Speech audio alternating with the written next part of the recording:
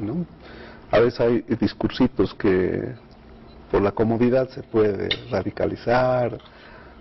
Yo me acuerdo uno, por ejemplo, no vamos a mencionar para no contaminar lo bonito que está de aquello, sin mencionar nombres.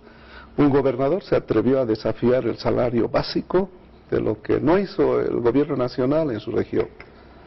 Pero como la economía no hay milagros, 2 más 2 es 4, jamás lo pudo cumplir. Entonces, llegan momentos en los que por excesiva demagogia puedes quedar muy mal parado, y yo ahí valoro el ejemplo que da nuestro compañero presidente, porque no vayan a ofrecer cosas que no sean posibles de hacer, y creo que esa es la responsabilidad mayor que debiera aprender la clase política. Tenemos preguntas de la gente. Alain Robert Claros para el presidente de la Cámara de Senadores dice: ¿por qué traicionó al movimiento Sin Miedo si el 2005 fue elegido como parlamentario de este partido? No sabe cuánto le agradezco a ese ciudadano, porque vale la pena aclarar. No he sido elegido por el movimiento Sin Miedo, pero además aquí tiene un componente, y ojalá abra su mirada, porque esto me ha traído varios problemas en la región. Hubo una determinación de hacer una alianza estratégica, y cuando uno es militante de una organización política, asume en diversas dimensiones su determinación de su colectivo político. Y recuerdo muy bien la frase con la que calificaba en ese entonces el liderazgo de quien conducía esa tienda política, de señalar con euforia de que esta alianza política significaba un matrimonio sin divorcio. Y yo me la he creído, pues, ¿no? Porque además soy un convencido de que nuestra determinación definitiva de abrazar ideológicamente está en la medida en que tengo que sentirme expresada en una posición. Y cuando dejó de ser esa alianza estratégica y dejó de tener una significancia de ser matrimonio sin divorcio, bueno, pues teníamos el derecho legítimo de abrazar aquello que nuestras convicciones mostraban. Y fui determinado, a invitación y por una determinación que además no conocen alguna gente, a mí se me puso primero como plurinominal. Yo incomodé al presidente porque creía de que estando en mi región podía tener la solvencia suficiente para ganarme un espacio uninominal de hacer campaña, y logramos el resultado. Fui el diputado con mayor votación que nadie logró todavía hasta ahora. ¿Cuán importante es la lealtad en un político? Bastante. Y la lealtad, pero no en torno a una persona. Lealtad en torno a principios, a valores, a esa diferente forma de ver, de hacer la política, que además es lo que te decía en principio. La incomodidad nuestra es no tanto como convences a la gente solamente por acomodarte en la coyuntura, sino más bien cuánto de difícil es hacer que aquello que ideológicamente concibes esté expresado en el momento político. David, uno piensa que hacer arte es, bueno, tener una vida de lo más tranquila, sin estrés, pero no siempre es así, ¿no? Inclusive hay personas del teatro que han llegado a estar muy gravemente enfermas, estresadas. ¿Te ha pasado alguna vez? Sí. Y a propósito, viene un muchacho y me dice: señor Mondaca, quiero que usted sea mi maestro. Quiero que sea mi maestro de teatro. Mire, yo improviso, yo me meto al personaje y después ya no puedo salir. Le dije: hijo mío, ve a un psiquiatra, porque eso es patológico. El momento que te empiezan a afectar las emociones, pues hay que tomar distancia. A mí me afectó seguramente aquello que le damos más trabajo, que es la sensibilidad. La famosa hiperestesia. Es una sensibilidad ya incontenible. A veces uno quiere sentir y dice: bueno, ¿cómo puedo sentir? Y tal vez los años son los únicos que nos enseñan a abrirnos más. Podemos conmovernos con un atardecer, con un crepúsculo, con un poema, con una melodía. Y llega un momento, eso sí hay que cuidar, que la sensibilidad se desboca y uno ya no tiene control sobre ella. La mayoría de la gente muere por el corazón. El corazón es nuestro centro emocional. Don Rodolfo Serrano, gran actor, un actor cubano que vivía en La Paz, tenía esta hiperestesia porque empezaba con el personaje, igual si el personaje se le tenía que quebrar la voz, ya era incontenible, afloraba el llanto y había que cortar la escena. Estuvimos filmando con él La Oscuridad Radiante, una novela sobre la guerrilla de Teoponte.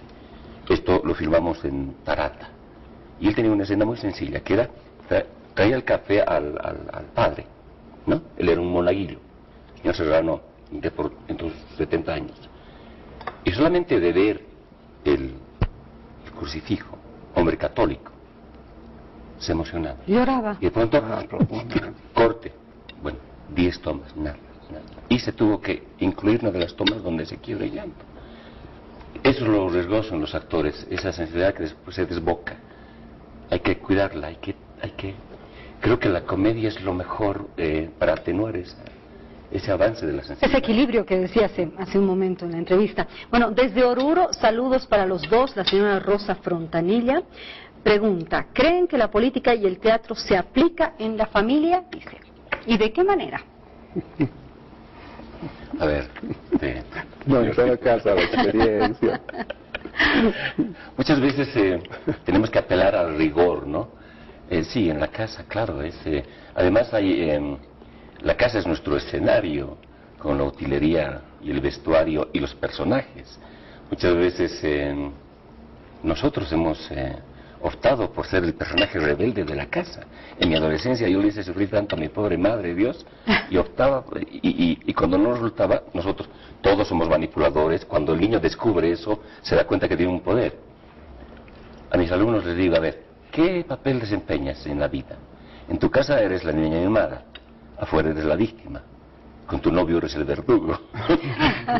Creo que son roles que vamos jugando, son juegos que jugamos en el hogar y en la sociedad. En realidad hay juegos sórdidos, como hay juegos benevolentes. Hay un juego que se llama Patéame por favor, que consiste, mayormente juega el esposo o la esposa. Siempre es la esposa mete pata, que dice alguna barbaridad y el otro le reclama. Un ejemplo, estoy en una reunión con unos amigos y ella dice, ¿has visto tal película? Y me quiere contar, y el esposo le hace una señal diciendo, yo voy a contar. Y él empieza a contar la película. Y la señora empezaba a querer, intervenía. Claro. Y con una mirada, el juego bien clarito, patéame por favor. Son roles. Con una mirada el marido la puso en su lugar.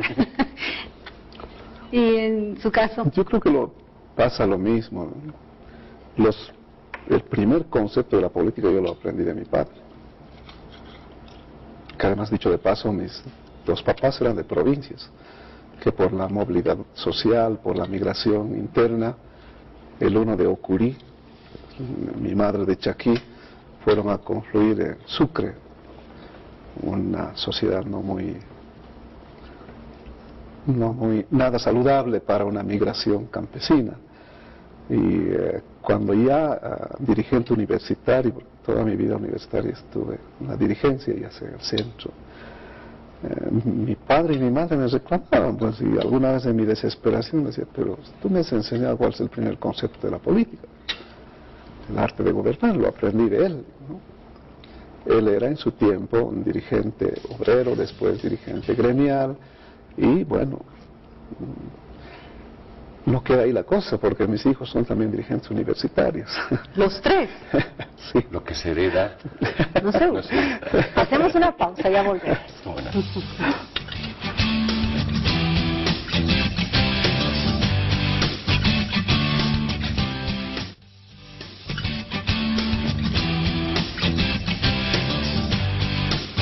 Y las habilidades de nuestros invitados van surgiendo a lo largo de la entrevista. Por ejemplo, David elabora y títeres para los niños y tiene pensado elaborar títeres para adultos. Aquí el senador, que es un experto con la guitarra, con el charango, ¿no es cierto? Un ideal del actor es llegar a darle vida al objeto. Así que he programado para esta etapa de mi vida, tengo 56 años, este trecho que uno debe recorrer todavía, volver al objeto, al títere, que es muy noble de paso. Todo lo que uno hace con las manos siempre ennoblece el espíritu. Y tengo pensado hacer objetos, teatro de objetos para adultos, ¿no? Siempre se ha cerrado el círculo en torno a que los muñecos solamente son para los niños. No es así. En su origen, el teatro de títeres ha sido cosa de hechiceros y de chamanes. En las revoluciones, en la revolución china y en la revolución rusa, el teatro de títeres ha sido determinante. Permítame, David, tengo una noticia que darle, pero de esas espectaculares, y yo sé que de las mejores que va a recibir en su vida. Nos acaban de decir que nació su nieta. No estaba previsto que nazca en estos días, pero se le adelantó la nieta. Sí. Acaba de nacer mientras usted hablaba Matilda, aquí. Matilda, sí. Oh. ¿Qué le parece? Dice que se nace abuelo también, ¿no? ¿Su primera nieta? Sí, es mi primera Entonces, nieta. por favor, un brindis, senador, aquí por Matilda.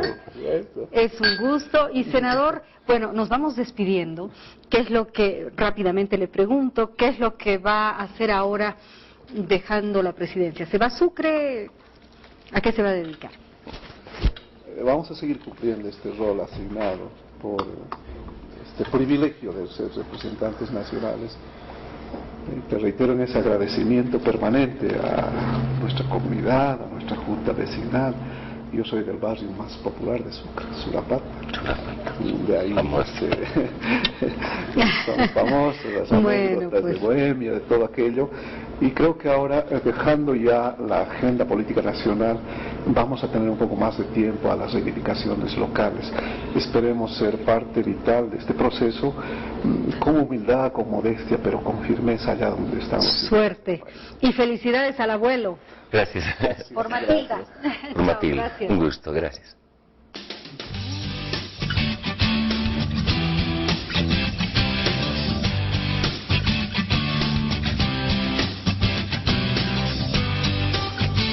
Casi al mediodía.